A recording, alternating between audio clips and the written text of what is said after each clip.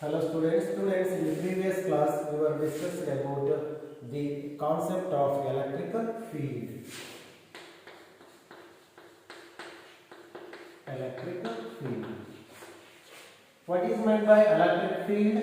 Electric field is the space or region around a source charge. For example, we take Q plus or minus Q, that is taken as one of the source charge. That source charge, we know that always produces the electric field around that field, that charge.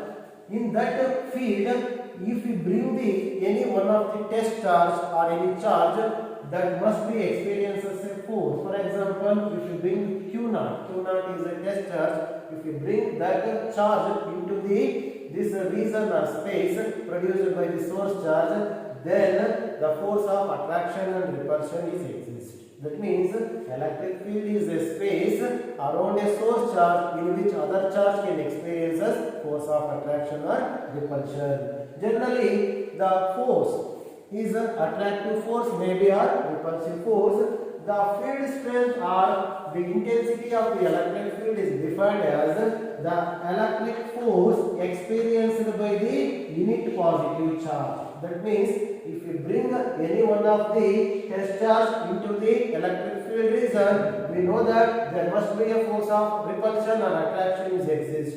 That how much of force is exerted on the unit charge by the electric field at that point represents the strength or magnitude, strength or the intensity of the electric field. Well, how can you define the strength of the electric field or intensity of the electric field? It is the force experienced by the unit positive charge placed at that point in an electric field. ನೀವು ಯಾವ point ಅಲ್ಲಿ find out ಮಾಡಬೇಕು ಅಂತ ಹೇಳ್ತೀರೋ ಆ point ಅಲ್ಲಿ ನೀವು unit positive charge ತಗೊಂಡ್ಬಂದ್ಮೇಲೆ ಅದ್ರ ಮೇಲೆ ಎಷ್ಟು ಫೋರ್ಸ್ ಎಕ್ಸರ್ಟ್ ಆಗುತ್ತೋ ಅಷ್ಟು ನ್ಯೂಟನ್ ಪರ್ ಕೂಲಂಬ್ ಅಷ್ಟು ಎಲೆಕ್ಟ್ರಿಕ್ ಫೀಲ್ಡ್ ಇದೆ ಅಂತ ಹೇಳ್ತೀವಿ. ಫಾರ್ ಎಕ್ಸಾಂಪಲ್ ಇಲ್ಲಿ ನಾನು ನೋಡ್ಕೊಳ್ಳಿ 2 ಪಾಯಿಂಟ್ಸ್ ಸೆಲೆಕ್ಟ್ ಮಾಡ್ಕೊಳ್ತೀನಿ. ಎರಡು ಕಡೆ ಪಾಯಿಂಟ್ 1 ಪಾಯಿಂಟ್ 2 ಬೇರೆ ಬೇರೆ ಕ್ಯೂ ಇಂದ ಈ ಒಂದು ಚಾರ್ಜ್ ಇಂದ ಸೋರ್ಸ್ ಚಾರ್ಜ್ ಇಂದ ಬೇರೆ ಬೇರೆ ಡಿಸ್ಟೆನ್ಸ್ ಇದೆ. ಎರಡು ಎಲೆಕ್ಟ್ರಿಕ್ ಫೀಲ್ಡ್ ಅಲ್ಲಿ ಇದೆ. ಈಗ ಇದರ ಮೇಲೆ ಫೋರ್ಸ್ 8 ನ್ಯೂಟನ್ ಆಫರ್ ಆಗ್ತಾ ಇದೆ. ಅರಿತಲ್ವಾ? ಇಲ್ಲಿರೋ ಫೋರ್ಸ್ ಮೇಲೆ 1 ನ್ಯೂಟನ್ ಆಫರ್ ಆರ್ ಎಕ್ಸರ್ಟ್ ಆಗ್ತಾ ಇದೆ. ಯಾಕೆ ತರ ಆಗ್ತಾ ಇದೆ ಅಂದ್ರೆ ಎಲೆಕ್ಟ್ರಿಕ್ ಫೀಲ್ಡ್ ಸ್ಟ್ರೆಂತ್ ಚೇಂಜಸ್ ಇದೆ. How can we calculate the electric field at this point? The first one F ಎಷ್ಟಿದೆ? 8 ನ್ಯೂಟನ್ ಇದೆ. ನಾನು ತಗೊಂಡ್ಬಂದ್ರೆ Q0 ಯಾವಾಗ ಎಷ್ಟಿರುತ್ತೆ? plus 1 coulomb. What is the electric field in that case? V1 ಅಂತ calculate ಮಾಡಿದ್ರೆ ಏನಾಗುತ್ತೆ? Force. What is the force here? 8 and charge is 1 coulomb. Therefore we write 8 Newton per coulomb. 8 Newton per coulomb is the electric field at that point. ಅರ್ಥ ಆಗ್ತಿಲ್ಲ?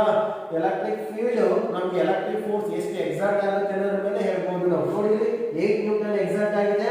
therefore we can say that 8 Newton per coulomb is the electric field strength at that point in an electric field. ಇಲ್ಲಿ second case ಇಲ್ಲಿ ನೋಡೋಣ. ನಾನು E2 ಅಂತ ತಗೊಂತೀನಿ. ಇಲ್ಲಿ ಎಷ್ಟಿದೆ? F value 1 Newton ಇದೆ. ಡಿವೈಡೆಡ್ ಬೈ ತಗೊಂಡೋಗಿರೋ ಕೂಲಂಬ್ ಎಷ್ಟು? Plus 1 coulomb. therefore 1 Newton per coulomb. ಇದನ್ನೇ ನಾವು ಯೂನಿಟ್ ಎಲೆಕ್ಟ್ರಿಕ್ ಫೀಲ್ಡ್ ಅಂತ ಹೇಳ್ತೀವಿ. Correct ಕೇಳ್ಕೊಂಡಿದ್ದೀವಿ. Unit means 1. Electric field unit Newton per coulomb. Therefore 1 Newton per coulomb is nothing but a unit electric field. ನಾವು ಒಂದು point ಅಲ್ಲಿ unit electric field ಇದೆ ಅಂತ ಯಾವಾಗ ಹೇಳ್ತೀವಿ ಅನ್ನೋದನ್ನ ಕೇಳಿದ್ದಾರೆ ಒಂದು ಕ್ವೆಶ್ಚನ್. ಇಲ್ಲಿ ನಮಗೆ ಫಸ್ಟ್ ಕೇಸ್ ಅಲ್ಲಿ ಎಷ್ಟಿದೆ? ಯೂನಿಟ್ ಇಲ್ಲ, 8 ನ್ಯೂಟನ್ ಪರ್ ಕೂಲಂಬ್ ಇದೆ. ಬಟ್ ಅಲ್ಲಿ 1 Newton per coulomb electric field ಇದೆ. therefore that is called unit electric field. how can we define the SI unit for electric field strength ಅಂತಲೂ ಕೇಳ್ತಾರೆ. SI unit ಅಂತ ಅರ್ಥ ಏನು? 1 ನ್ಯೂಟನ್ ಪರ್ ಕೂಲಂಬ್ ಅಂತ ಹೇಳ್ಬೇಕು ನೀವು ಎಲೆಕ್ಟ್ರಿಕ್ ಫೀಲ್ಡ್. ಯಾವಾಗ ಹೇಳ್ತೀರಾ? electric field strength at a point is said to be 1 Newton per coulomb. ಯಾವಾಗ ಹೇಳ್ತೀರಾ? when a force on a 1 coulomb of charge is 1 Newton at that point. ಅರ್ಥ ಆಯ್ತಲ್ಲ? ನಾನು ತಗೊಂಡು ಹೋಗ್ತಾ ಇರೋದು 1 coulomb of charge, ಅದರ ಮೇಲೆ ಫೋರ್ಸ್ ಆಕ್ಟ್ ಆಗ್ತಾ ಇರೋದು 1 ನ್ಯೂಟನ್. ಅವಾಗ ನಾನು ಹೇಳ್ತೀನಿ ನಾನು ತಗೊಂಡಿರೋ ಚೂಸ್ ಮಾಡಿರೋ ಪಾಯಿಂಟ್ ಅಲ್ಲಿ electric field strength 1 Newton per coulomb ಇದೆ ಅಂತ. ಇಲ್ಲಿ ನೋಡ್ಕೊಳ್ಳಿ, how can we define 8 newton per coulomb ಅಂತ ನಿಮ್ಮಲ್ಲಿದೆ ಮಟೀರಿಯಲ್ ಅಲ್ಲಿ. ಏನಿದೆ ಅರ್ಥ? 1 ನ್ಯೂಟನ್ ಪರ್ ಕೂಲಂಬ್ ಯಾವಾಗ ಎಲೆಕ್ಟ್ರಿಕ್ ಫೀಲ್ಡ್ ಇದೆ ಅಂತ ಹೇಳ್ಬೋದು ನಾವು? if we bring the one coulomb of charge at a particular point, then there is a force of 180 Newton on that charge. Then we can say that point has electric field strength 8 Newton per coulomb. ನಾನು ತಗೊಂಡ್ಬಂದಿರೋ ಒಂದು column ಮೇಲೆ 1 Newton force ಆಗ್ತಾ ಇದೆ, 1 Newton per column field strength ಇದೆ ಅಂತ. ಒಂದು column charge ತಗೊಂಡ್ಬಂದ ಮೇಲೆ ಅದ್ರ ಮೇಲೆ 80 ನ್ಯೂಟನ್ ಫೋರ್ಸ್ ಆಗ್ತಾ ಇದೆ, 8 ನ್ಯೂಟನ್ ಪರ್ ಕೋಲಮ್. 800 ನ್ಯೂಟನ್ ಆಗ್ತಾ ಇದೆ, 800 ನ್ಯೂಟನ್ ಪರ್ ಕೋಲಮ್. ಜನರಲ್ ಆಗಿ ಅರ್ಥ ಆಗ್ತಾ ಹೋಗ್ಬೇಕು. ಅವ್ರು SI ಯೂನಿಟ್ ನ ಡಿಫೈನ್ ಮಾಡಿ ಎಲೆಕ್ಟ್ರಿಕ್ ಫೀಲ್ಡ್ ಗೆ ಅಂದ್ರೆ 1 ನ್ಯೂಟನ್ ಪರ್ ಕೋಲಮ್ ನ ಡಿಫೈನ್ ಮಾಡಿ ಅಂತ.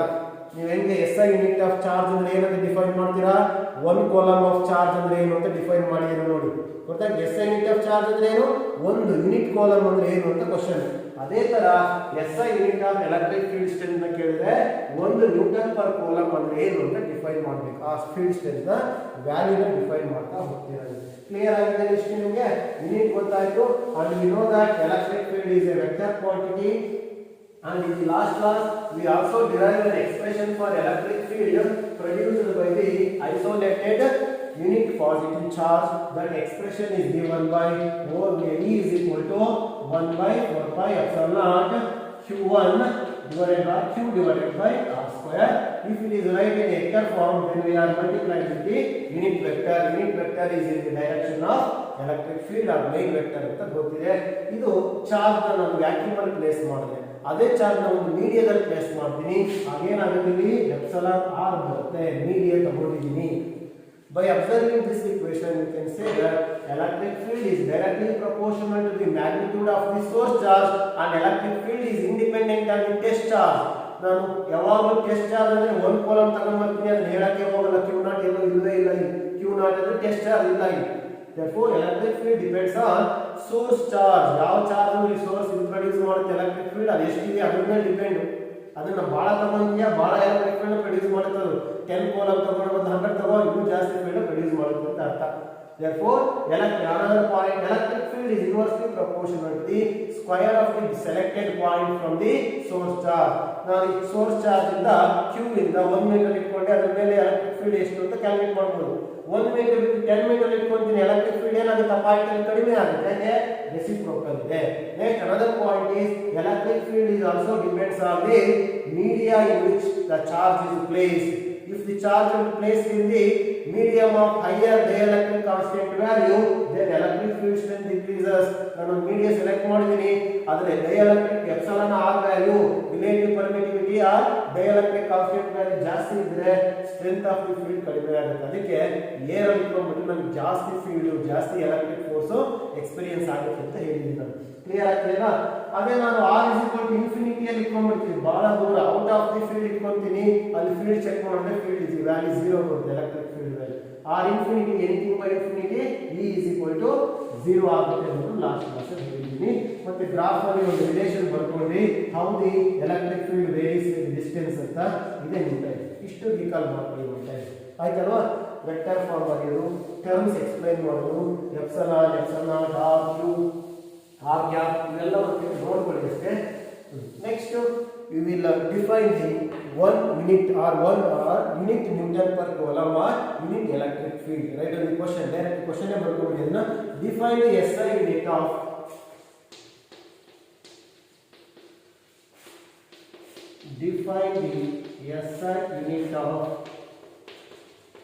electric intensity.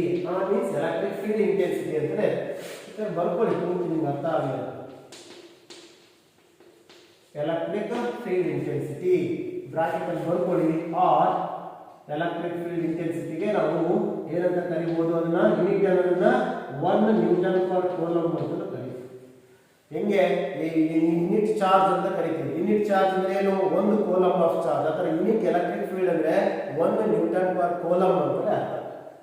Define 1 Newton per coulomb ಅಂದ್ರೆ ಯಾಕೆ ಡಿಫೈನ್ ಮಾಡ್ತೀವಿ, ನಾನು ಡಿಫೈನ್ ಮಾಡಬೇಕಾದ್ರೆ ಏನು ಫೀಲ್ಡ್. ಹಾಗಾಗಿ ಫಸ್ಟ್ ಇಮ್ಯಾಜಿನೇಷನ್ ಇದ್ವಿ. First we have to consider definition ಬರ್ಕೊಳ್ಳೋಕ್ಕಿಂತ ಮುಂಚೆ ನೋಡ್ಕೊಳ್ಳಿ. If you consider any one of the source charge, you know that around this source charge electric field is always produced. ಯಾವುದೋ ಒಂದು point ನಾನು select ಮಾಡ್ಕೊಂಡಿದ್ದೀನಿ, ಆ point ಅಲ್ಲಿ ನಾನು ಟೆಸ್ಟ್ ಚಾರ್ಜ್ ತಗೊಂಡ್ಬರ್ತೀನಿ. The test charge value is always +1 coulomb. ನಾವು ತಗೊಂಡ್ಬರ್ತಾ ಇರೋದು ಎಷ್ಟು ಚಾರ್ಜ್, ಈ ಫಾರ್ಮುಲಾ ನೋಡ್ಕೊಳ್ಳಿ, F/Q0. Q ನಾಟ್ ಎಷ್ಟಿದೆ ನಮ್ಮ ಕಡೆ ಪ್ಲಸ್ 1 ಕೂಲಂಬ್ ಇದೆ ಸರಿ ಇದು ಕೂಲಂಬ್ ಅಂದ್ರೆ 1 ಕೂಲಂಬ್ ಇದೆ ಅಂತ ಗೊತ್ತಾಗ್ತದೆ ಫೋರ್ಸ್ ಕೂಡ ಎಷ್ಟಿರಬೇಕು ಈಗ 8 ಹಾಗಾಗಿ ಸರ್ 1 ನ್ಯೂಟನ್ ಇರಬೇಕು ಹಾಗಾಗಿ ಇಲ್ಲಿ 1 ನ್ಯೂಟನ್ ಬರಬೇಕು ಅರ್ಥ ನಾನು ತಗೊಳ್ಳೋ ಪಾಯಿಂಟ್ ಅಲ್ಲಿ 1 ನ್ಯೂಟನ್ ಪರ್ ಕೂಲಂಬ್ ಅಷ್ಟು ಎಲೆಕ್ಟ್ರಿಕ್ ಫೀಲ್ಡ್ ಇದೆ ಅಂದ್ರೆ ಅರ್ಥ ಏನು ನಾನು ತಗೊಂಡೋಗಿರೋ ಟೆಸ್ಟ್ ಚಾರ್ಜ್ ಮೇಲೆ ಫೋರ್ಸ್ 1 ನ್ಯೂಟನ್ ಅಷ್ಟು ಎಕ್ಸಾಕ್ಟ್ ಆಗಬೇಕು therefore ಈ ಪಾಯಿಂಟ್ ಅಲ್ಲಿ ಫೋರ್ಸ್ ಎಷ್ಟು ಆಗಿರಬೇಕು 1 Newton then we can say that at that point in an electric field the electric field strength is 1 newton per coulomb or it is defined as SI unit of electric field intensity therefore ಏನು ಹೇಳ್ತೀರಾ electric field intensity at a point is 1 newton per coulomb ಯಾವ 1 newton per coulomb ಆಗುತ್ತೆ if a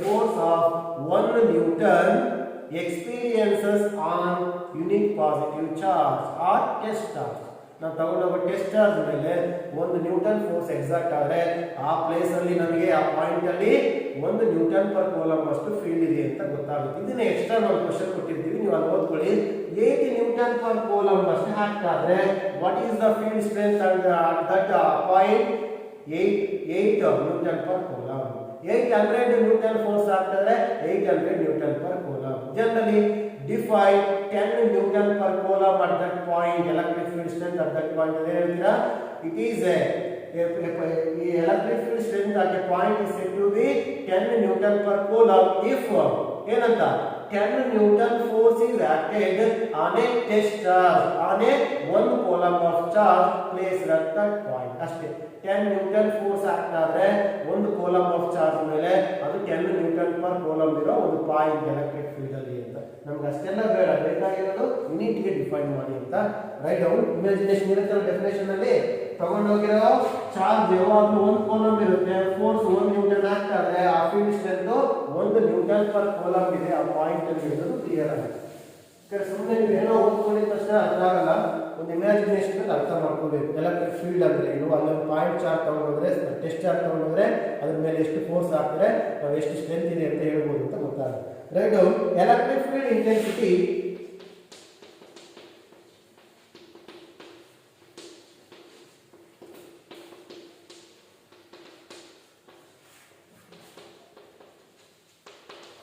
electric field intensity at a point in an electric field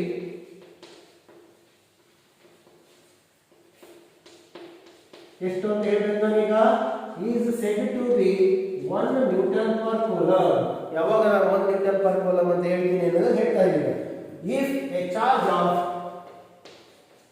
ಎಷ್ಟಿರಬೇಕು 1 coulomb force ಎಷ್ಟಿರಬೇಕು 1 Newton ಆ point ಅಲ್ಲಿ exact ಆಗುತ್ತೆ if a charge of 1 coulomb experiences a force of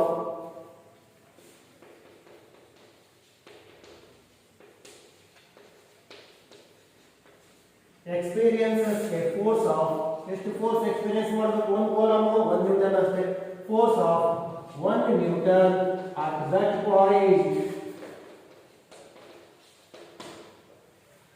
1 coulomb of charge 8 Newton force experience ಮಾಡಿದ್ರೆ 8 newton per coulomb ಯಾಕೆ ಇದನ್ನ 8 ಹೇಳ್ತಾ ಇದ್ದೀನಿ ಅಂದ್ರೆ ನಿಮ್ಮ ಮಟೀರಿಯಲ್ ಅಲ್ಲಿ ಅದೇ ಕೊಟ್ಟಿದ್ದೀನಿ ಅಲ್ವಾ ನೋಡ್ಕೊಳ್ಳಿ ಅಂತ 8 ಅನ್ನೋ ಒಂದು ಎಕ್ಸಾಂಪಲ್ ಅಷ್ಟೇ 10 ಕೊಡ್ಬೋದು 10,000 ಕೊಡ್ಬೋದು ಜನರಲಿ ನಿಮಗೆ ಗೊತ್ತಾಗಿದೆ F is 1 Newton, then we can say that E is 1 Newton per coulomb. F is 8 Newton, then we can say that E is equal to 8 Newton per coulomb because F by Q naught is always 1 coulomb. ಅದನ್ನು ಬಿಡ್ತೀವಿ ನಾವು ಯಾವಾಗ 1 ಅಂತ ಹೇಳ್ತಾ ಇರ್ತೀವಿ ಹಾಗಾಗಿ force ಎಷ್ಟಿರುತ್ತೋ ಅಷ್ಟು Newton per coulomb ಅಷ್ಟು ಎಲೆಕ್ಟ್ರಿಕ್ ಫೀಲ್ಡ್ ಅಲ್ಲಿ ಎಕ್ಸಾಕ್ಟ್ ಆಗ್ತಾ ಇರುತ್ತೆ ಎಕ್ಸ್ಪೀರಿಯನ್ಸ್ ಆಗ್ತಾ ಇರುತ್ತೆ ಚಾರ್ಜ್ ಕ್ಲಿಯರ್ ಆಯ್ತಲ್ವಾ ಆಗಿಲ್ಲಂದ್ರೆ ವಿಡಿಯೋದಲ್ಲಿ ಅದನ್ನ ಮತ್ತೆ ನೋಡ್ತಾ ಬರೀತಾ ಹೋಗಬೇಕಾಗಿರುತ್ತೆ ನೆಕ್ಸ್ಟ್ ಒಂದು question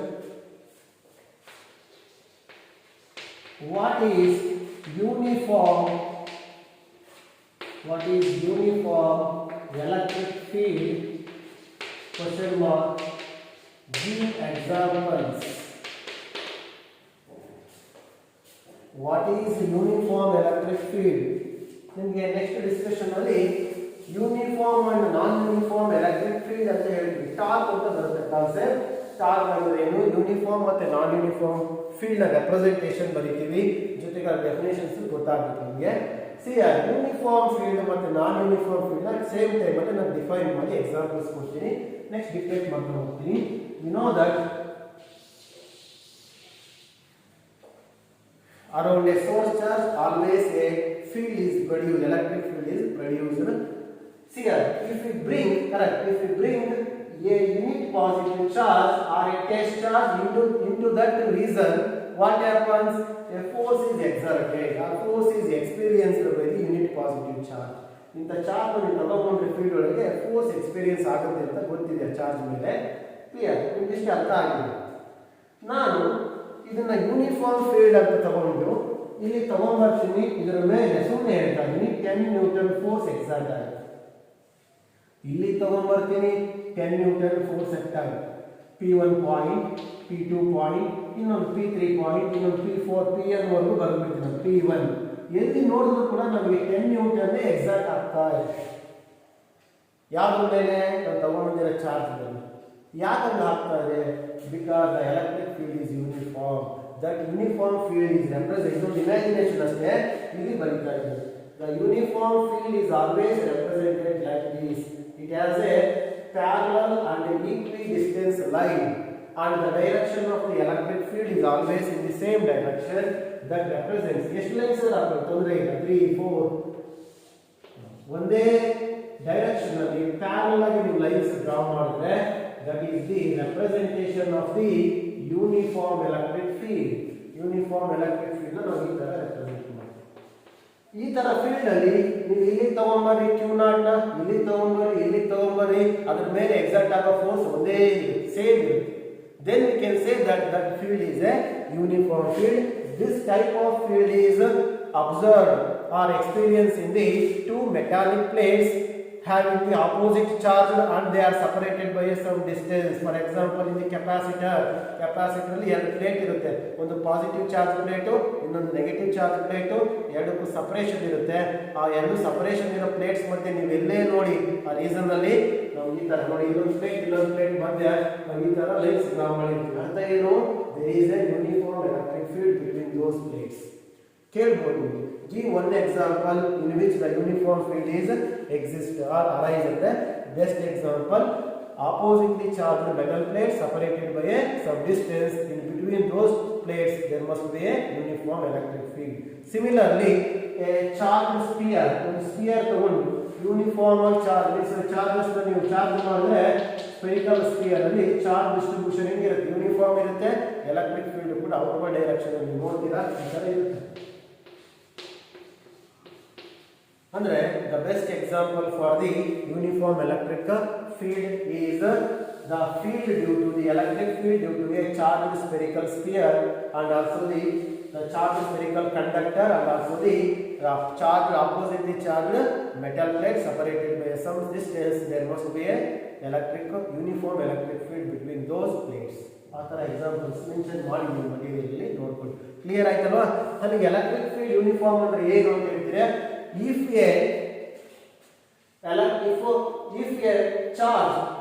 a test charge is experiences same force in each and every point in an electric field, then we can say that field is uniform electric field.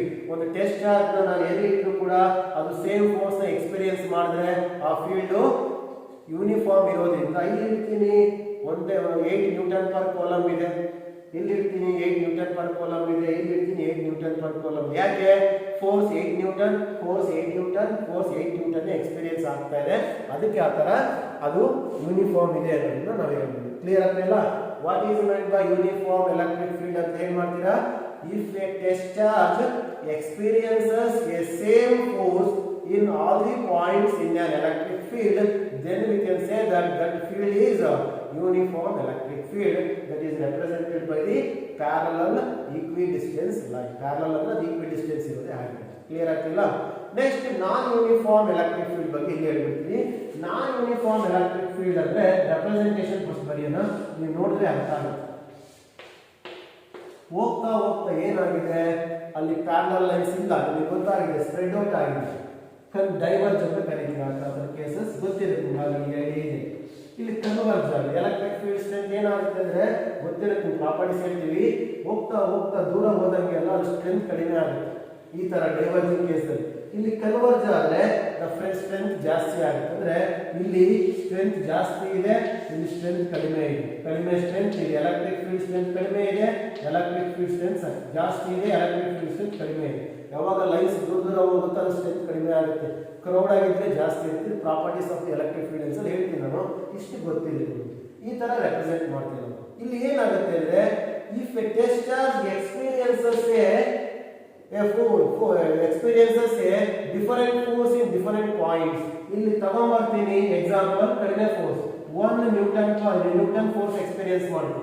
ಇಲ್ಲಿ ತಗೊಂಡ್ಬಂದು ಚೆಕ್ ಮಾಡಿದ್ರೆ ದಟ್ ಈಸ್ 10 ನ್ಯೂಟನ್ ಎಕ್ಸ್ಪೀರಿಯನ್ಸ್ ಮಾಡ್ತೀವಿ. ಇಲ್ಲಿ ತಗೊಂಡ್ಬಂದ್ರೆ 12 Newton experience ಮಾಡ್ತೀವಿ.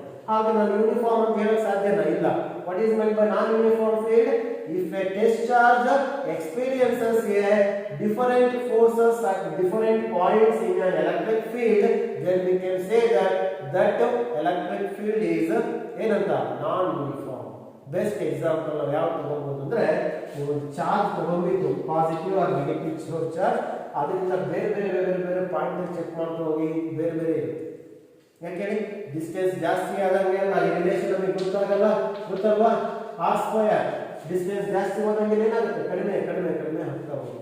ಅದೇ ಆ ಕಡೆಯಿಂದ ಬಂದ್ರೆ ಹತ್ರ ಬಂದಂಗೆಲ್ಲ ಜಾಸ್ತಿ ಆಗ್ತದೆ. ಒಂದ್ ಕಡೆ ಇರುವಷ್ಟು ಇನ್ನೊಂದ್ ಕಡೆ ಇರಲ್ಲ, ವೇರಿಯೇಷನ್ಸ್ ಇರುತ್ತೆ. ಪಾಯಿಂಟ್ ಇಂದ ಪಾಯಿಂಟ್ ವೇರಿಯೇಷನ್ ಅಂದ್ರೆ ಅದು ನಾನ್ ಯೂನಿಫಾರ್ಮ್ ಎಲೆಕ್ಟ್ರಿಕ್ ಫೀಲ್ಡ್. ಅದನ್ನ ನಾವು ಜನರಲಿ ಹೇಳ್ತೀವಿ. Example, electric field produced by the charge at A large distance. ನೀವು ಎಲೆಕ್ಟ್ರಿಕ್ ಫೀಲ್ಡ್ ಒಂದು ಚಾರ್ಜ್ ಇಂದ ಈ ಬೇರೆ ಬೇರೆ ಲಾರ್ಜ್ ಡಿಸ್ಟೆನ್ಸ್ ಚೆಕ್ ಮಾಡಿದ್ರೆ ಒಂದೇ ತರ ಇಲ್ಲ, ಚೇಂಜಸ್ ಇರುತ್ತೆ. That is represented like this. Parallel lines represents the uniform field, unparallel or random ಆಗಿ ಲೈನ್ಸ್ ಡ್ರಾ ಮಾಡೋದು. ಇನ್ನು ಕೆಲವು ಟೈಮ್ ಏನ್ ಮಾಡ್ತಾರೆ ಗೊತ್ತಾ? ಇದು ರೆಪ್ರೆಸೆಂಟೇಷನ್ ಪ್ಯಾರಲಲ್ ಆಗಿರ್ತಾರೆ, ಬಟ್ ಲೆಂತ್ ಅಲ್ಲಿ ವೇರಿಯೇಷನ್ ಚೇಂಜ್ ಇರುತ್ತೆ. ಇದು ಎಲ್ಲ ಒಂದೇ ಲೆಂತ್ ಇದೆ, ಆರೋ ಮಾರ್ಕ್ ನೋಡಿ ಲೆಂತ್ ಚೇಂಜ್ ಇದೆ. The length of the line changes. This is also the representation of the non-uniform electric field. ಇದು ಒಂದೇ ಯೂನಿಫಾರ್ಮ್ ಇರೋದು, ನಾನ್ ಯೂನಿಫಾರ್ಮ್ ಗೆ ಬೇರೆ ಬೇರೆ ಮೆಥಡ್ಸ್ ಅಲ್ಲಿ ನಾವು ರೆಪ್ರೆಸೆಂಟ್ ಮಾಡಿದ್ವಿ. ಕ್ಲಿಯರ್ ಆಗ್ತದೆ ಅಲ್ವಾ? ಡೆಫಿನೇಷನ್, ಎಕ್ಸಾಂಪಲ್, ರೆಪ್ರೆಸೆಂಟೇಷನ್ ಗೊತ್ತಿರಲಿ. ಇಷ್ಟು ಯಾಕೆ ಬೇಕು ಅಂದ್ರೆ ನೆಕ್ಸ್ಟ್ ನಾನು ಲೈನ್ಸ್ ಡ್ರಾ ಮಾಡಿದ ತಕ್ಷಣ ನೀವು ಹೇಳ್ಬೇಕು it is a uniform or non uniform ಅಂತ. ಕ್ಲಿಯರ್ ಆಯ್ತಲ್ವಾ? ರೈಟ್ ಆನ್ ದಿ ಕ್ವಶನ್ ಬರ್ಕೊಂಡಿದ್ದೀರ ಅನ್ಸುತ್ತೆ. ಆನ್ಸರ್ ಬರ್ಬೋದು. If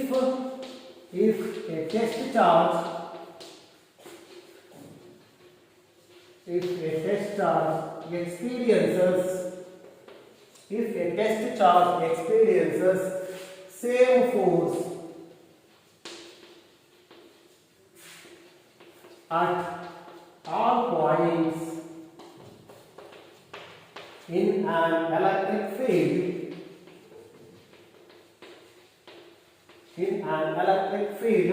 then it is called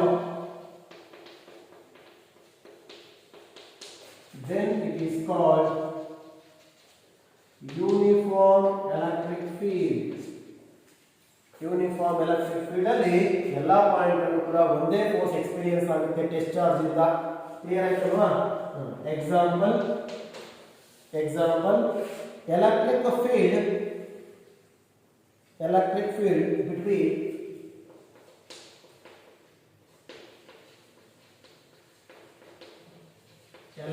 field between two oppositely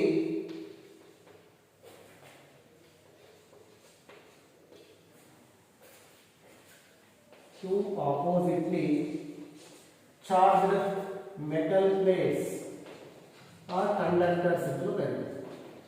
Two metal plates separated by some distance. ಸ್ವಲ್ಪ ಡಿಸ್ಟೆನ್ಸ್ ಸಪರೇಷನ್ ಇರಬೇಕು.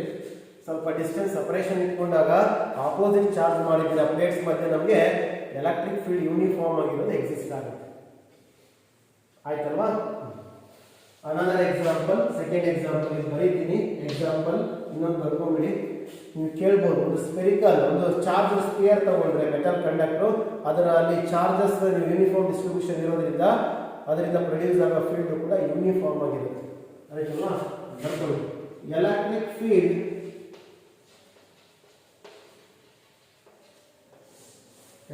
field due to charged spherical conductor. Charged spherical conductor also produces the uniform electric field. ಆಯ್ತಲ್ವಾ?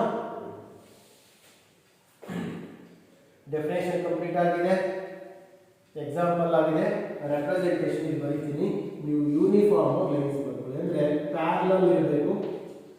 ಎಷ್ಟಾದರೂ ಬರ್ಕೊಳ್ಳಿ, 3 ಬರ್ಕೊಳ್ಳಿ, 4 ಬರ್ಕೊಳ್ಳಿ.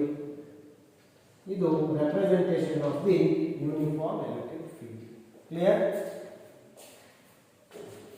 Next question ಬರ್ಕೊಂಡು check ಮಾಡ್ಕೊಳ್ಳಿ. ನಾನು ಬರೆದಿರ್ತೀನಿ, ಲಾಸ್ಟ್ ಸ್ಕ್ರೀನ್ ಶಾಟ್ ತಗೊಂಡು ಆಯ್ತು. ನೀವು ಇದು ಆಗಿದೆ ಅಲ್ವಾ, uniform electric field with example ಆಯಿತು.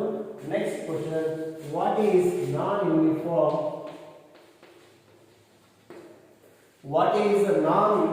electric field? Give example. ಏನು ಇನ್ನೊಂದು ಹೇಳ್ಬಿಡ್ತೀನಿ ನೋಡ್ಕೊಳ್ಳಿ. ನೀವು ಆಗಿಲ್ಲ ಅಂದ್ರೆ ಸ್ಕ್ರೀನ್ ಶಾಟ್ ತಗೊಳ್ಳಿ ಕೇಳೋಷ್ಟಕ್ಕೆ. It is what is non-uniform? If a test charge experiences different forces at different points in an electric field, then we can say that that field is non-uniform electric field. Examples ಕೂಡ changes ಆಗುತ್ತೆ. ಸರಿನಾ? ನೋಡಿ, ನಾನು ಇದೇ changes ಮಾಡ್ತೀನಿ, ನೀವು ಆಗ ಬರ್ಕೊಳ್ಳಿ. ಆಗಿಲ್ಲ ಅಂದ್ರೆ ಸ್ಕ್ರೀನ್ ಶಾಟ್ ತಗೋಬೇಕಾಗುತ್ತೆ. Experiences, a test charge experiences different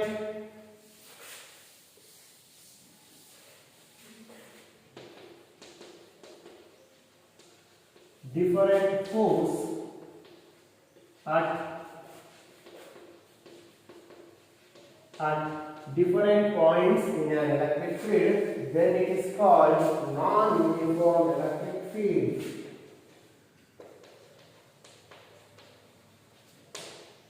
Non-uniform electric field. Best example, electric field around a point charge at a large distance. ನೀವು ಲಾರ್ಜ್ ಡಿಸ್ಟೆನ್ಸ್ ಅಲ್ಲಿ ನೋಡಿದ್ರೆ ಎಲೆಕ್ಟ್ರಿಕ್ ಫೀಲ್ಡ್ ಒಂದು ಚಾರ್ಜ್ ಇಂದ ಅಲ್ಲಿ ವೇರಿಯೇಷನ್ಸ್ ಇರುತ್ತೆ, ನಾನ್ ಯೂನಿಫಾರ್ಮ್ ಇರುತ್ತೆ. ಬರ್ಕೊಳ್ಳಿ, electric field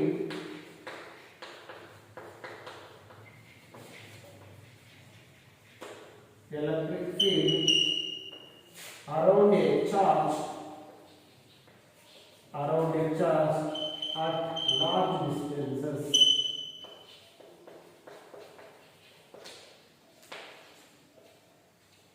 Electric field around a charge at large distances is the example for non-uniform electric field.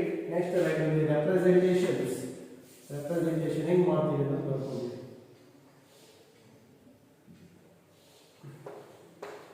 This is the representation of non-uniform electric field.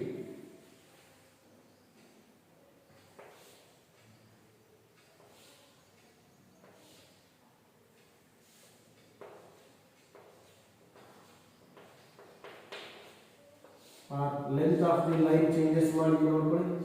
ನಿಮ್ಮ ಇಷ್ಟ, ಒಂದೇ ಇರಬಾರ್ದು ಅಷ್ಟೇ, ಲೆಂತ್ ಜಾಸ್ತಿ ಕಡಿಮೆ ಹೆಂಗಾದ್ರೂ ಬರ್ತದೆ.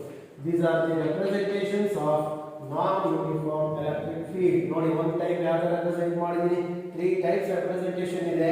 ಇದರಲ್ಲಿ ಯಾವ ಟೈಪ್ ತಗೊಂಡ್ರು ಕೂಡ ನಾನ್ ಯೂನಿಫಾರ್ಮ್ ಆಗುತ್ತೆ.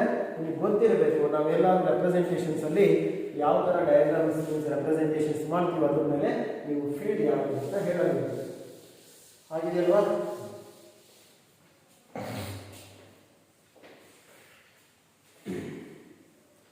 Students, we know that principle of superposition is used to find the force between the multiple charge system. Similarly, it is also used to find the electric field. ನೀವು force find out ಮಾಡಿದ್ರೆ ಬಹಳ charges ಇದೆ ಹಿಂಗೆ ಅಂತ, ಅದೇ ತರ number of charges multiple charge system ಅಲ್ಲಿ electric field find out ಮಾಡ್ತೀರಿ. ಈಗ ಅದೇ ತರ ಎಲೆಕ್ಟ್ರಿಕ್ ಪೊಟೆನ್ಷಿಯಲ್ ಎನರ್ಜಿ ಹೇಳಿದ್ದೀನಿ ನಾನು ಯೂಸಸ್ ಅಲ್ಲಿ.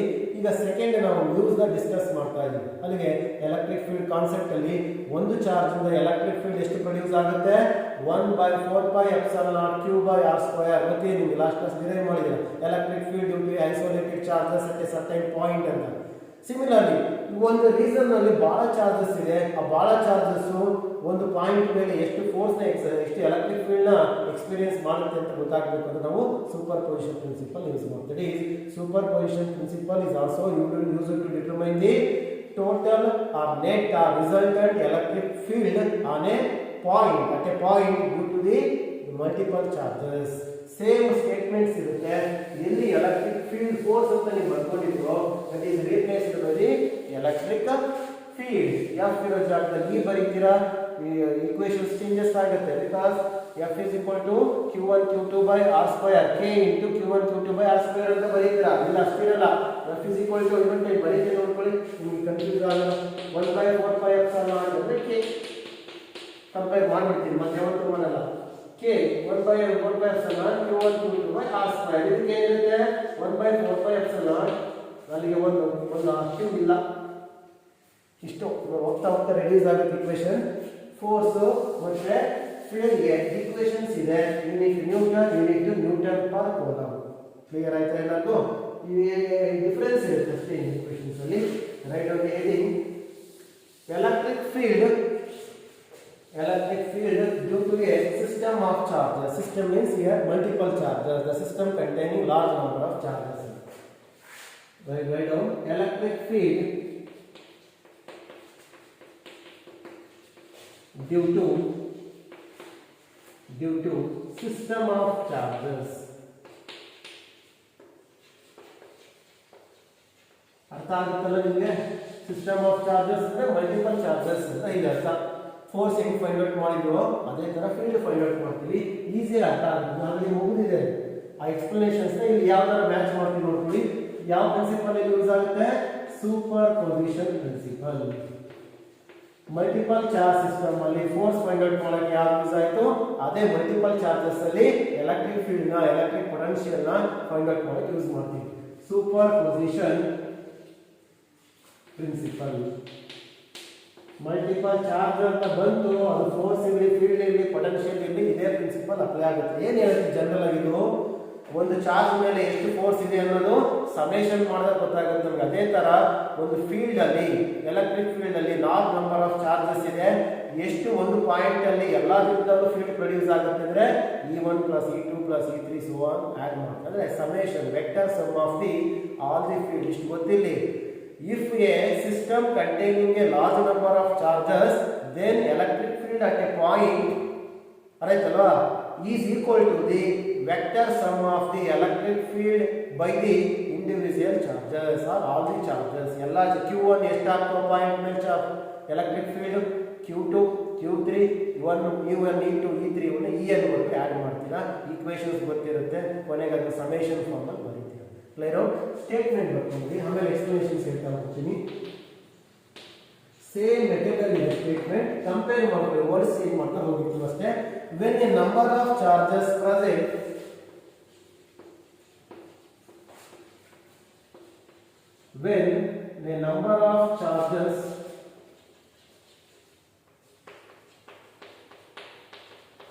when a number of charges present in a system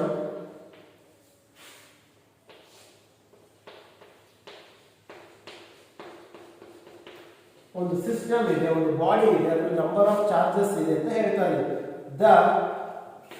ಅವಾಗ ಟೋಟಲ್ ಹೆಂಗೆ ಹೇಳ್ತೀವಿ ನಾವು? The total electric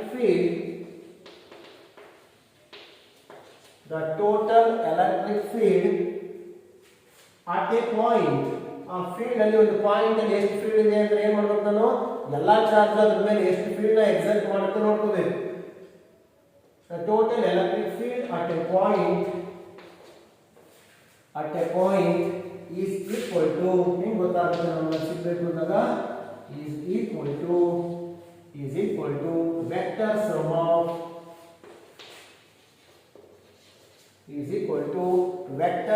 of electric field.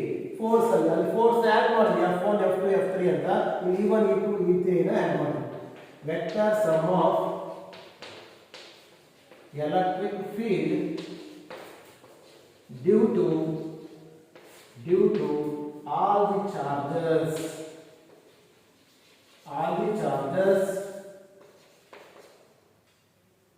on that point,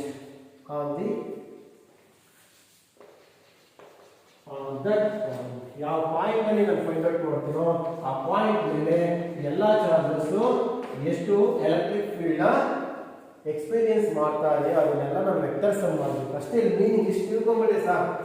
super position principal ಅಲ್ಲಿ ಇಂಡಿವಿಜುವಲ್ ವ್ಯಾಲ್ಯೂಸ್ ನ, ಇಂಡಿವಿಜುವಲ್ ಫೋರ್ಸಸ್ ನ, ಇಂಡಿವಿಜುವಲ್ ಫೀಲ್ಡ್ಸ್ ನ ಸಮೇಷನ್ ಮಾಡ್ತೀವಿ ಅಂತ ಗೊತ್ತಿದ್ರೆ, ಈಕ್ವೇಷನ್ಸ್ ಅಂತೂ ಗೊತ್ತಿದೆ.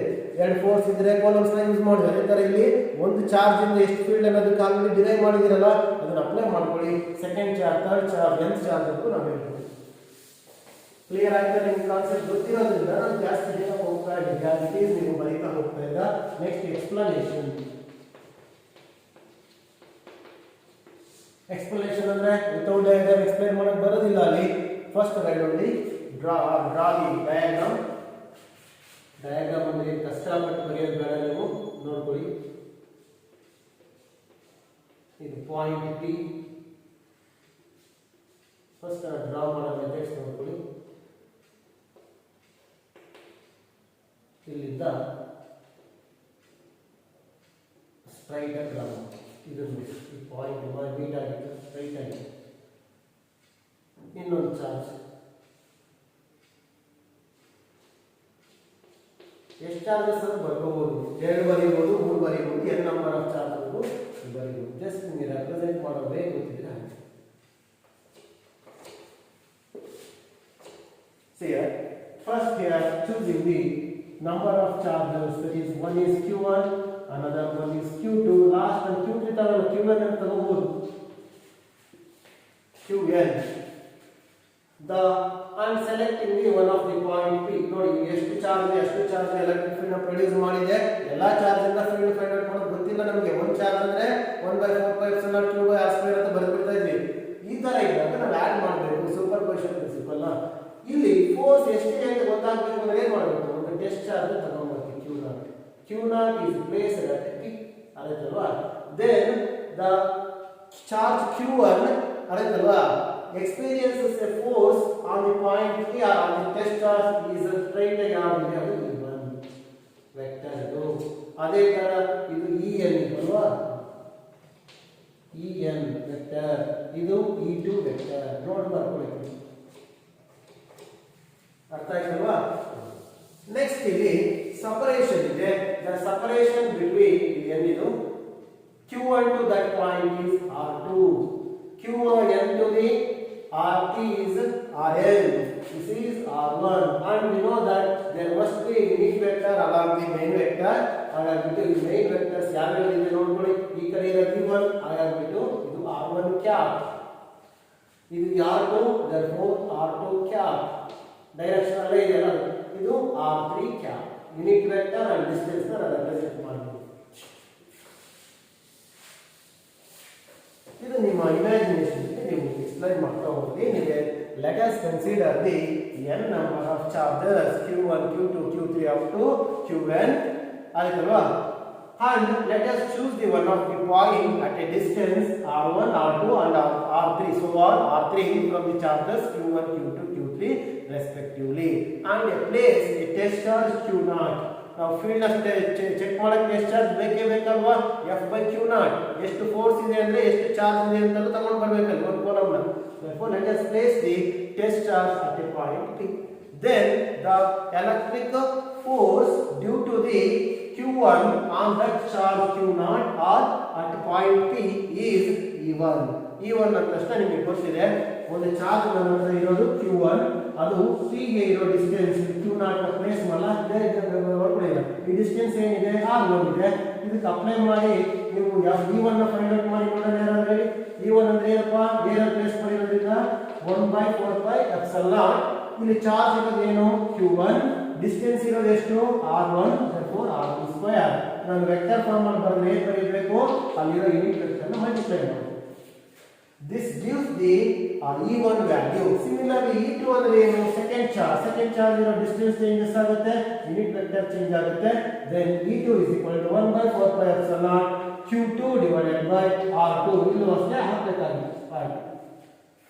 n ಬರೀರಿ ಅಂದ್ರೆ ಇದು n ಆಗುತ್ತೆ, ಇದು n ಆಗುತ್ತೆ, n ಆಗುತ್ತೆ, n ಆಗುತ್ತೆ.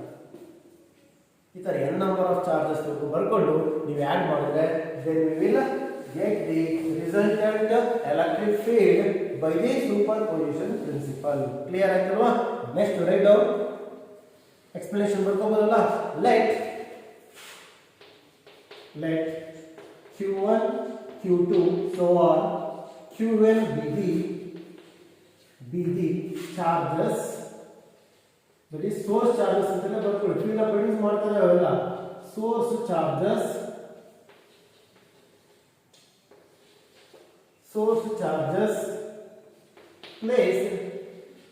placed at a distance ಎಷ್ಟು ಡಿಸ್ಟೆನ್ಸ್ ಅಲ್ಲಿ ಒಂದೊಂದಿದಾವೆ ಪಿ ಇಂದ r1 ಅಷ್ಟು r2 rn ಎಲ್ಲಿಂದ ನಾವು r1 r2 ಎಲ್ಲ ಹೇಳಿದ್ವಿ from p and distance ಅಲ್ಲಿ ಇಟ್ಕೊಂಡಿದ್ವಿ and place a q0 charge ಎಷ್ಟು ಚಾರ್ಜ್ ಅಂತ ಹೇಳಬೇಕಲ್ಲಿ ಎಲ್ಲಿ place a q0 charge at p ಇಷ್ಟು ನಿಮ್ಮ ಎಕ್ಸ್ಪ್ಲನೇಷನ್ಸ್ ಅಲ್ಲಿ ಇರಬೇಕು. q0 ಚಾರ್ಜ್ ಇದೆ, ಈಗ ಅದ್ರ ಮೇಲೆ ಎಲೆಕ್ಟ್ರಿಕ್ ಫೀಲ್ಡ್ ಎಷ್ಟು ಎಕ್ಸ್ಪೀರಿಯನ್ಸ್ ಮಾಡ್ತಾ ಇದೆ ಫೋರ್ಸ್ ಅನ್ನೋದನ್ನ ಫೈಂಡ್ ಮೀನ್ಸ್ ಎಲೆಕ್ಟ್ರಿಕ್ ಫೀಲ್ಡ್ ಎಷ್ಟು ಎಕ್ಸ್ಪೀರಿಯನ್ಸ್ ಆಗುತ್ತೆ ಫೈಂಡ್. ನೆಕ್ಸ್ಟ್ ನೋಡ್ಕೊಳ್ಳಿ, electric field due to first charge ಅನ್ನು ಮಾಡಬೇಕು, ಫೈಂಡ್ ಔಟ್ ಮಾಡಬೇಕು. Electric field due to first charge ಯಾವುದು q1 ಆನ್ ಯಾವ್ದ್ರ ಮೇಲೆ ಆನ್ q0.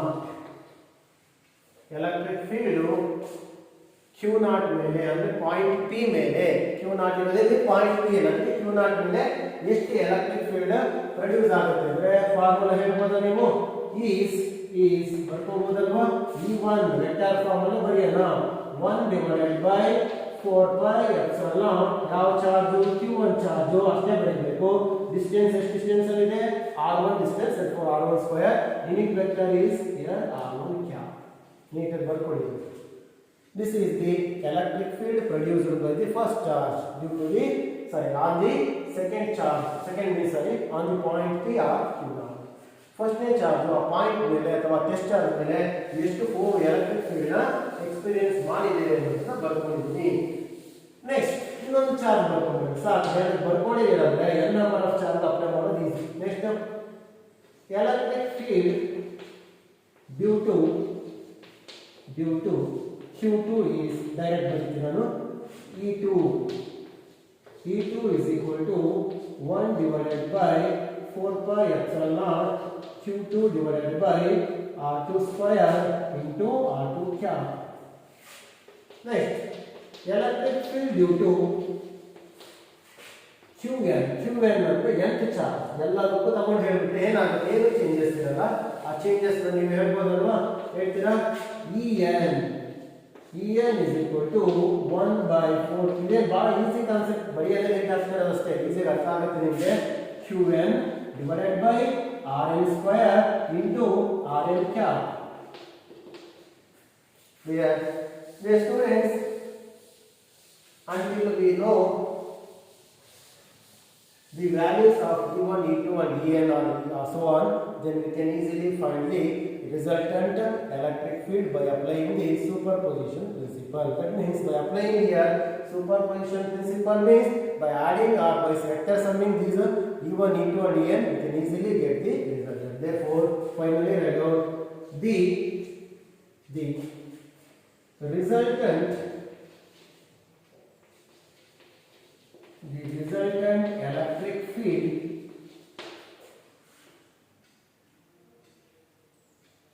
is ಹೇಳ್ಬೋದಲ್ಲ ಹೆಂಗ್ ಸಿಗುತ್ತೆ resultant electric field E is equal to by applying the superposition principle we write E1 plus E2 so on En.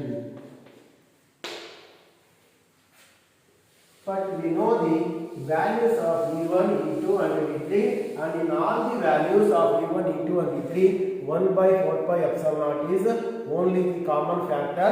Therefore, by substituting these values we can know the constant value is 1 by 4 pi epsilon naught, and the remaining are the variables. Meaning ಉಳಿದಿರೋದೇ 1 by 4 pi epsilon naught E1 ಅಲ್ಲಿ ಏನು ಬರುತ್ತೆ Q1 divided by R1 square into R1 cap ಬರುತ್ತೆ plus E2 ಅಲ್ಲಿ ಏನು ಬರುತ್ತೆ Q2 into R2 cap divided by R2 square plus so on. Finally, in the En we write the remaining factor is Qn divided by Rn square into Rn cap. Therefore, generally we write 1 by 4 pi epsilon naught into summation of Qn 1 to up to n. Therefore, Qn R1 cap R2 cap. Therefore, Rn cap, that is generally taken Qi Ri cap divided by 1 square, 2 square, 3 square, n square ಇದೆ. Therefore, we write Ri square, where I takes the values how much? 1, 2, 3. Therefore, starting from 1 and end at n. This is the resultant electric field that is obtained by applying the principle, superposition principle. ನೀವು ಯಾವ ರೀತಿ force ಗೆ apply ಮಾಡಿದಿರೋ ಅದೇ ತರ apply ಮಾಡಿದ್ರೆ ಅಷ್ಟೇ equation changes ಇರುತ್ತೆ. ಯಾಕಂದ್ರೆ ಫೋರ್ಸ್ ಗೆ ಇಲ್ಲಿ ಎಲೆಕ್ಟ್ರಿಕ್ ಫೀಲ್ಡ್ ಇದನ್ನ ನೀವು ಟೈಮ್ ರೀಕಾಲ್ ಮಾಡ್ಕೊಂಡ್ಬಿಟ್ಟು ಎರಡಕ್ಕೂ ಕಂಪೇರ್ ಮಾಡ್ಕೊಳ್ಳಿ. ಸ್ಟೇಟ್ಮೆಂಟ್ ಬಹಳ ಈಸಿ ಆಗುತ್ತೆ. ಅಲ್ಲೂ ಸ್ಟೇಟ್ಮೆಂಟ್ ಇಲ್ಲೂ ಸ್ಟೇಟ್ಮೆಂಟ್ ಅಲ್ಲಿ ಏನು ಡಿಫರೆನ್ಸ್ ಇಲ್ಲ. ಸೆಂಟೆನ್ಸ್ ಫಾರ್ಮೇಷನ್ ವರ್ಡ್ಸ್ ಚೇಂಜ್ ಆಗುತ್ತೆ. ಅಲ್ಲಿ ಫೋರ್ಸ್ ಇದೆ, ಇಲ್ಲಿ ಫೀಲ್ಡ್ ಇದೆ, ಅಲ್ಲಿ ನೋಡ್ಕೊಳ್ಳಿ. ಕ್ಲಿಯರ್ ಆಯ್ತಲ್ವಾ? ಇಲ್ಲಿಗೆ ನಿಮಗೆ electric charge, electric force and electric field concept complete ಆಯಿತು. ಇನ್ನು ಉಳಿದಿರೋದು ನಿಮಗೆ 2 ಕಾನ್ಸೆಪ್ಟ್ ಇದೆ. ಎಲೆಕ್ಟ್ರಿಕ್ ಡೈಪೋಲ್, ಅದರ ಮೇಲೆ ಡಿರೈವೇಷನ್ಸ್ 5 ಮಾರ್ಕ್ಸ್ ಸ್ಟಾರ್ಟ್ ಆಗುತ್ತೆ. And also the electric dipole ಆದಮೇಲೆ ನಿಮಗೆ ಎಲೆಕ್ಟ್ರಿಕ್ ಫ್ಲಕ್ಸ್ ಅಂಡ್ ಗಾಸ್ ಲಾ ಅಂತ ಬರುತ್ತೆ. ಅದು ಬಹಳ ಈಸಿಯಾಗಿ ಅರ್ಥ ಆಗುತ್ತೆ. ಇದಕ್ಕಿಂತ ಈಸಿಯಾಗಿರುತ್ತೆ ಕಾನ್ಸೆಪ್ಟ್, ಬಟ್ ಮಾರ್ಕ್ಸ್ ಜಾಸ್ತಿ ಕಮ್ಮಿ ಆಗುತ್ತೆ. ಇಷ್ಟು ದಿವಸ ಮಾಡಿದ್ದು ಏನಿತ್ತು, ಥಿಯರಿಟಿಕಲ್ ಕಾನ್ಸೆಪ್ಟ್ ಇತ್ತು, ಮಾರ್ಕ್ಸ್ 1 ಮಾರ್ಕ್ 2 ಮಾರ್ಕ್ ಕವರ್ ಆಗೋದಾಗಿತ್ತು. ಬಟ್ ನೆಕ್ಸ್ಟ್ ಮಾಡೋದು ಫಾಸ್ಟ್ ಆಗಿ ಮುಗಿಯುತ್ತೆ, ಮಾರ್ಕ್ಸ್ ಜಾಸ್ತಿ ಕವರ್ ಆಗುತ್ತೆ. ಬಟ್ ನೀವು ಪ್ರಾಕ್ಟೀಸ್ ಮಾಡಬೇಕು, ಡೈಲಿ ಪ್ರಾಕ್ಟೀಸ್ ಮಾಡಿದ್ರೆ ಗೊತ್ತಾಗುತ್ತೆ ಡಿಫರೆನ್ಸ್ ನಾವು ಹೇಳೋದು. Write down heading, next concept write down electric dipole.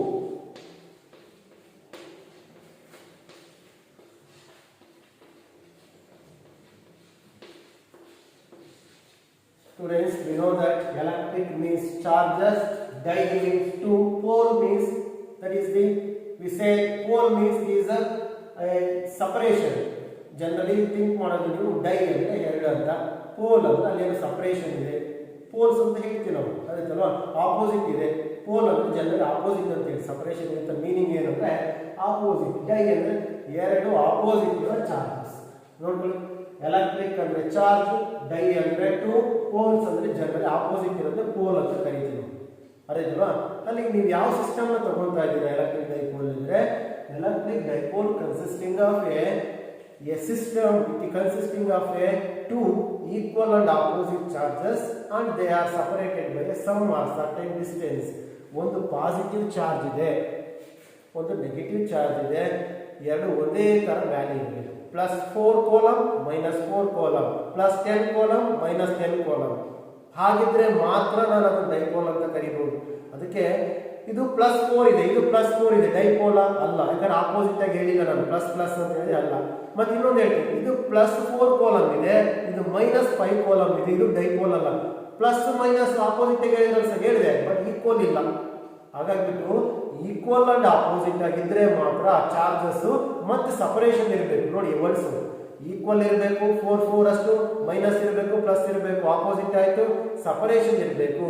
ಅದು ಡಿಸ್ಟೆನ್ಸ್ ಆಫ್ ಸಪರೇಷನ್ ಇದ್ದಾಗ ಮಾತ್ರ ಅದನ್ನ that system is considered as electric dipole. Example ಬರೀತೀವಿ ನೋಡಿ, ಸುಮ್ಮನೆ ಹೇಳ್ತೀನಿ. +4 ಕೂಲಂಬ್ ಇದೆ, that is separated by 2 meter distance from the -4 coulomb. This is considered as a electric dipole. Equal ಇದೆ, opposite ಇದೆ, separation ಇದೆ. ಇದರಲ್ಲಿ ಯಾವ್ದಾದ್ರು ಒಂದು ಕೇಸ್ ಇಲ್ಲ ಅಂದ್ರೆ ನಾವು ಡೈಪೋಲ್ ಅಂತ ಕರೆಯಕ್ಕೆ ಬರಲ್ಲ. ಎಕ್ಸಾಂಪಲ್ ಪ್ಲಸ್ ಮಾಡಿದ್ರೆ ಡೈಪೋಲ ಅಲ್ಲ, ಇದು ಮೈನಸ್ ಇರಲಿ 6 ಮಾಡ್ತೀನಿ ಡೈಪೋಲ ಅಲ್ಲ. ಇದು +4 -4 ಇರಲಿ, ಬಟ್ ಅವೆರಡು ಒಂದ್ರ ಮೇಲೆ ಒಂದು ಕುತ್ಕೊಂಡ್ಬಿಟ್ಟಿದೆ, ದೇರ್ ಇಸ್ ನೋ ಸಪರೇಷನ್. ಇದು 0 ಡಿಸ್ಟೆನ್ಸ್ ಅಂತ ತಗೊಳ್ತೀನಿ ಅಂತ ಅನ್ಕೊಳ್ಳಿ, ಅವಾಗ ಅದು ಕೂಡ ಡೈಪೋಲ್ ಅಲ್ಲ. ಅದಕ್ಕೆ ಡೈಪೋಲ್ ಡೆಫಿನೇಷನ್ ಬರೀಬೇಕಾದ್ರೆ ನೀವು ಕಾನ್ಸಂಟ್ರೇಟ್ ಮಾಡಬೇಕು. ಈ ವರ್ಡ್ಸ್ ಇಲ್ಲೇ ಇರುತ್ತೆ. ಯಾವ ವರ್ಡ್ಸು?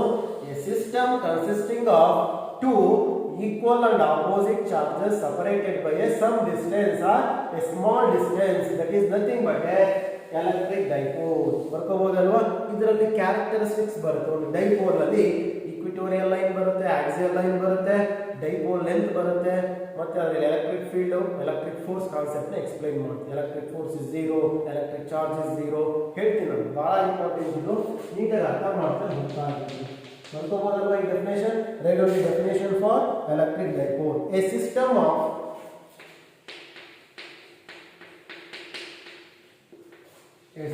ಆಫ್ ಹೆಂಗಿರಬೇಕು ಡೈಪೋಲ್ ಅಂದ್ರೆ two equal and opposite, a system of two equal and opposite charges but ಈಗ ಅರ್ಥ ಆಗ್ಬಿಡ್ತಾರೆ. the name itself represents the definition represent ಮಾಡ್ತಾ ಇದೆ ಏನು ಅಂತ. equal and opposite charges separated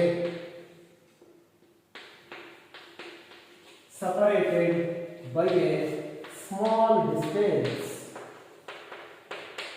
or certain distance. Opposite charges separated by a small distance is called electric dipole. ಚೆನ್ನಾಗಿ class ಕೇಳಬೇಕಾದ್ರೆ ಅರ್ಥ ಮಾಡ್ಕೊಳ್ಳಿ, ಮತ್ತೆ ನೀವು ಕನ್ಫ್ಯೂಸ್ ಆಗೋ ಚಾನ್ಸಸ್ ಇರೋದೇ ಇಲ್ಲ. ಮೀನಿಂಗ್ ಹೇಳ್ತಾ ಇರ್ತೀವಿ ನಾವು ಕ್ಲಾಸಲ್ಲಿ, ಅದು ತಿಳ್ಕೋಬೇಕು ನೀಟಾಗಿ. ಎಲೆಕ್ಟ್ರಿಕ್ ಡೈಪೋಲ್ ಅಂದರೆ ಎರಡು ಚಾರ್ಜಸ್ ಸಪ್ರೇಟ್ ಆಗಿರ್ತವೆ. ಆ ಚಾರ್ಜಸ್ ನೇಚರ್ ಹೆಂಗಿರುತ್ತೆ, ಈಕ್ವಲ್ ಮ್ಯಾಗ್ನಿಟ್ಯೂಡ್ ಇರುತ್ತೆ, ಆಪೋಸಿಟ್ ಆಗಿರುತ್ತೆ. ಜನರಲಿ ನಾವು 4, 5 ಬರೆಯಲ್ಲ, ಪ್ಲಸ್ ಕ್ಯೂ ಮೈನಸ್ ಕ್ಯೂ ಅಂತ ರೆಪ್ರೆಸೆಂಟ್ ಮಾಡ್ತೀವಿ. ಈ ಥರ ನೀವೆಲ್ಲಿ ನೋಡ್ಬೋದು ಅನ್ನೋದನ್ನ ಹೇಳ್ತೀವಿ ನೋಡಿ. HCl ಹೈಡ್ರೋಕ್ಲೋರಿಕ್ ಆಸಿಡ್ ಅಲ್ಲಿ ನೋಡ್ಬೋದು, ವಾಟರಲ್ಲಿ ನೋಡ್ಬೋದು, H2O ಅರ್ಧವಾ NH3 ಈ ಥರ ಮಾಲಿಕ್ಯೂಲ್ಸ್ ಅಲ್ಲಿ ನೀವು ಈ ಡೈಪೋಲ್ಸ್ ನೋಡ್ಬೋದು. ಡೈಪೋಲ್ ಮಾಲಿಕ್ಯೂಲ್ಸ್ ಅಂತ ಕರೀತಾರೆ. ಅಂದ್ರೆ ಪೋಲಾರ್ ಮಾಲಿಕ್ಯೂಲ್ಸ್, ಡೈಪೋಲ್ ಅನ್ನೋಕ್ಕಿಂತ ಪೋಲಾರ್ ನಾನ್ ಪೋಲಾರ್ ಅಂತ ಹೇಳ್ತೀವಿ. ಮತ್ತೆ ಬರುತ್ತೀವಿ ಇದೇ ಇದರಲ್ಲಿ ಏನು ಸಿಗ್ನಿಫಿಕೆನ್ಸ್ ಇರಬೇಕಾದ್ರೆ H2O is a polar molecule, HCl is a polar molecule, O2, N2 are the non polar molecules ಅಂತ ಅಲ್ಲ ಅರ್ಥ ಆಗುತ್ತೆ ನಿಮಗೆ. ಜಸ್ಟ್ ಇಷ್ಟು ಗೊತ್ತಿಲ್ಲ. ಎಕ್ಸಾಂಪಲ್ಸ್ ಕೇಳ್ಬೋದು. Give any 2 or 3 example for electric dipoles ಅಂತ ಬರೀಬಹುದು ನೀವು. HCl, H2O, NH3, HF, hydrogen fluoride molecules. ಇಷ್ಟೇ ಅಲ್ಲ, ಇನ್ನು ಬಹಳ ಇದೆ, ಇಷ್ಟು ಗೊತ್ತಿದೆ molecules. These are the best example for the electric dipoles. ಇಲ್ಲೇ ನೀವು ಒಂದು ಡಯಾಗ್ರಾಮ್ ಮಾಡ್ಕೊಳ್ಳಿ. ಡಯಾಗ್ರಾಮ್ ರೆಫರೆನ್ಸ್ ಇಟ್ಕೊಂಡು ನೀವು ಈ ಡಯಾಗ್ರಾಮ್ ಚೆನ್ನಾಗಿ ಅರ್ಥ ಆದರೆ ಮುಂದೆ 5 ಮಾರ್ಕ್ಸ್ ಡೆರಿವೇಷನ್ಸ್ ಬರುತ್ತೆ. ಈ ಡಯಾಗ್ರಾಮ್ ಇದ್ದರೆ ನೀವು ಅದನ್ನ ಎಕ್ಸ್ಟೆಂಡ್ ಮಾಡ್ತಾ ಹೋಗ್ಬೋದು.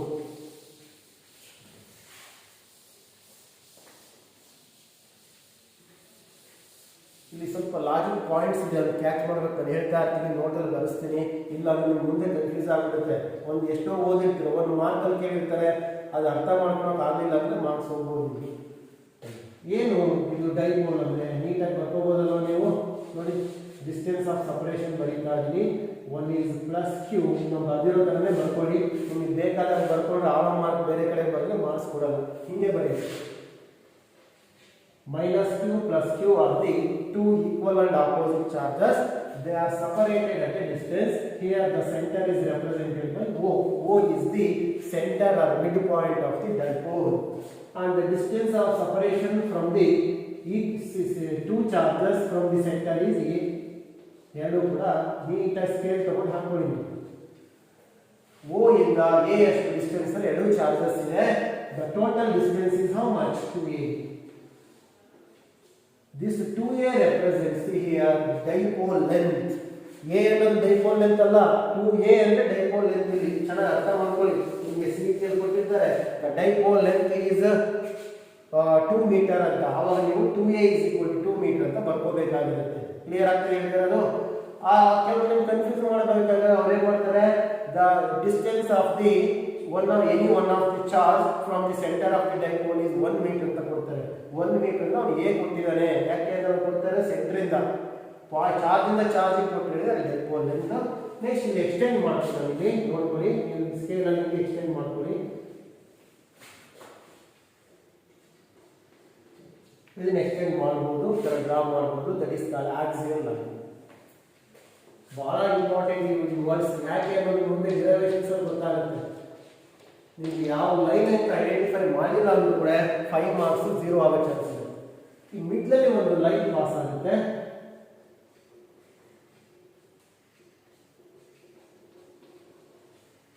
That is called equatorial line. Equatorial line. What is meant by axial line?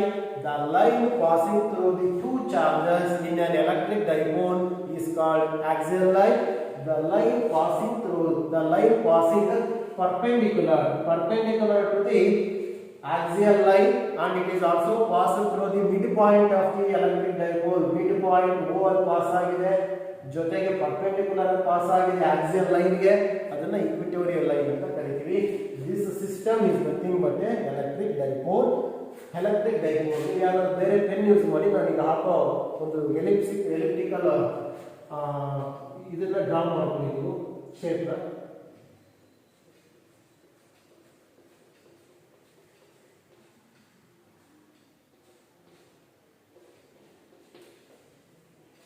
ಈ ಸಿಸ್ಟಮ್ ನಾವು ಎಲೆಕ್ಟ್ರಿಕ್ ಡೈಪೋಲ್ ಅಂತ ಕರೀತೀವಿ. ಏನಿದೆ ಈ ಎಲೆಕ್ಟ್ರಿಕಲ್ ಇದರಲ್ಲಿ ಎರಡು ಚಾರ್ಜ್ ಇದೆ, ಆ ಚಾರ್ಜ್ ಮಧ್ಯೆ ಸಪರೇಷನ್ ಇದೆ, ಅದನ್ನೇ ನಾವು ಕರೆಯೋದು ಎಲೆಕ್ಟ್ರಿಕ್ ಡೈಪೋಲ್. ಕ್ಲಿಯರ್ ಆಯ್ತಲ್ವಾ?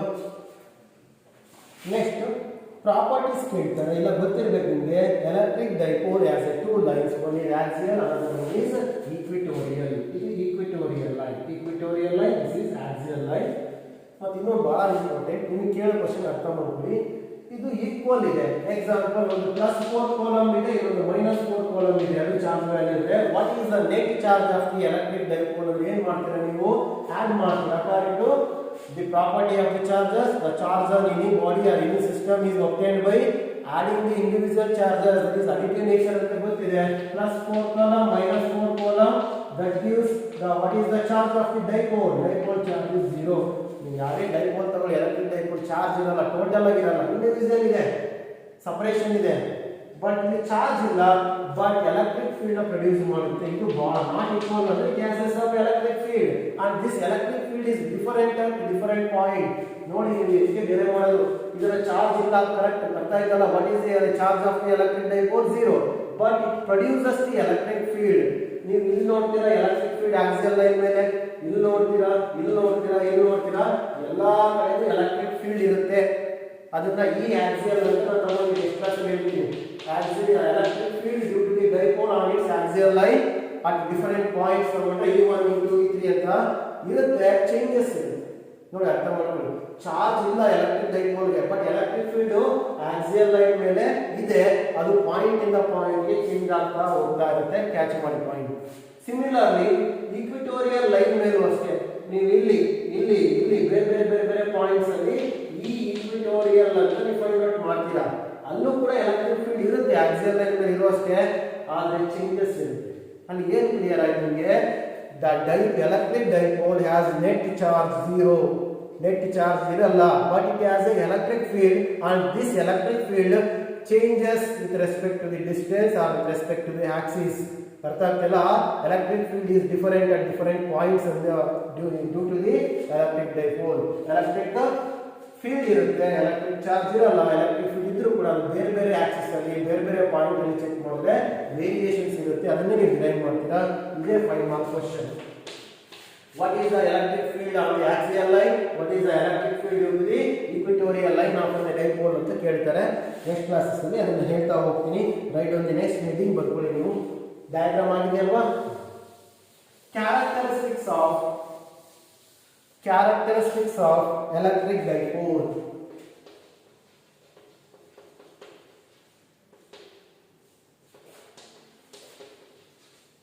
Characteristics of or properties or characteristics of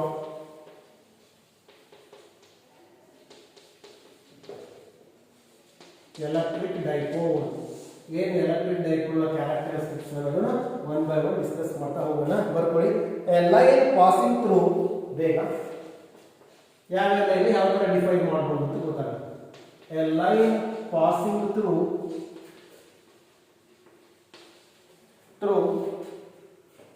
the two charges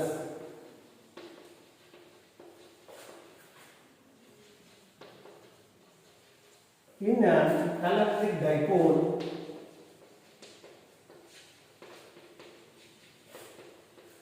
is called, ನೋಡಿ ಎರಡು ಚಾರ್ಜ್ ಅಲ್ಲಿ ಪಾಸ್ ಆಗಿರೋ ಲೈನ್ ಏನಂತ ಕರೀಬಹುದು? ಅದನ್ನ axial line. axial line. The second point is a line perpendicular to equatorial line ಹೆಂಗಿದೆ perpendicular ಆಗಿದೆ ಅರ್ಥ ಆಯ್ತಲ್ಲ ಬರ್ಕೊಂಡ್ಬಿಡಿ ಬೇಗ a line perpendicular to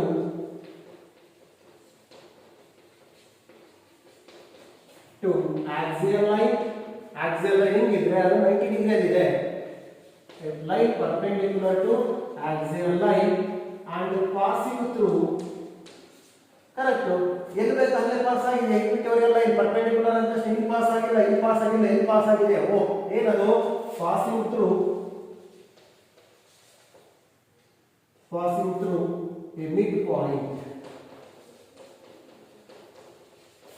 a midpoint of a dipole is called ಏನಂತ ಕರೀತೀವಿ ಅದನ್ನ line is called equatorial line.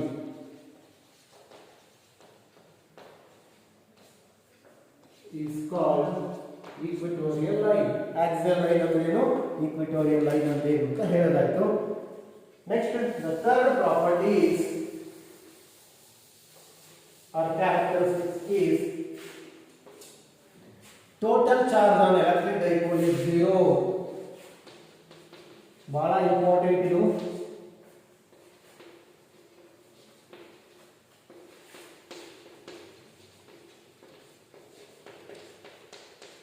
The total charge on an electric dipole is 0. Write down Q. Net charge on a dipole is equal to plus Q minus Q that is equal to 0. ಗೊತ್ತಿರಬೇಕು ನೋಡಿ dipole ನ charge ತಗೊಂಡ್ರೆ ಇಲ್ಲಿ ಬರ್ಕೊಂಡ್ಬಿಡಿ charge of the dipole is equal to 0 ಯಾಕೆ ಅನ್ನೋದು ಹೇಳಿದ್ದೀವಿ.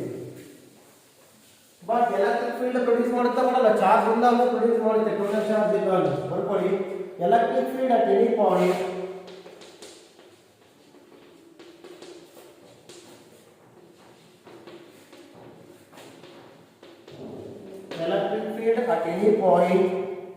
due to dipole, that is electric dipole, is not 0. Is not 0. Electric field value 0 ಇರಲ್ಲ ಇರುತ್ತೆ.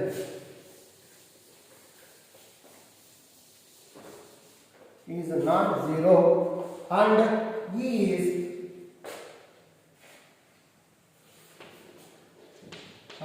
electric field is dipole electric field is not uniform.